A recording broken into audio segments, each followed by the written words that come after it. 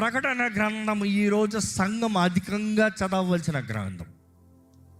ఈరోజు సంఘము సువార్తను మాత్రమే కాదు, ప్రభు రాక కొరకు సిద్ధపడే వారికి ఉండాలంటే ప్రకటన గ్రంథం చదవాలి. ప్రకటన గ్రంథంలో జరిగింది మాత్రం కాదు, జరుగుతున్నది మాత్రం కాదు, జరగబోయేవి తెలియజేయబడింది.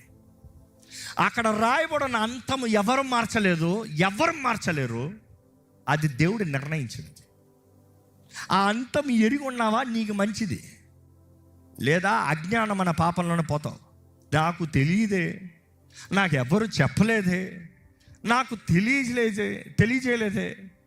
అసలు యేసు ప్రభు కూడా ఈ లోకంలో ఉన్నప్పుడు ఆయన మాట్లాడుతూ వస్తాడు, నిత్య అగ్ని. What is that eternal fire? ప్రకటన గ్రంథంలో చూసినప్పుడు 20వ అధ్యాయంలో చూసినప్పుడు ధవల సింహాసనంని మనం చూస్తాము. ఆ సింహాసనం దగ్గరకు వచ్చిన ప్రతి ఒక్కరు లెక్కప్ప చెప్పాలంట. దేహంతో జరిగించిన ప్రతి కార్యానికి, అది మంచిదవనే చెడ్డదవనే లెక్కప్ప చెప్పాలంట. ఎవరి పేర్లైతే జీవ గ్రంథంలో రాయబడలేదో వారందరూ అగ్ని గంధకములతో మండి గుండములో పడవేయబడతారు.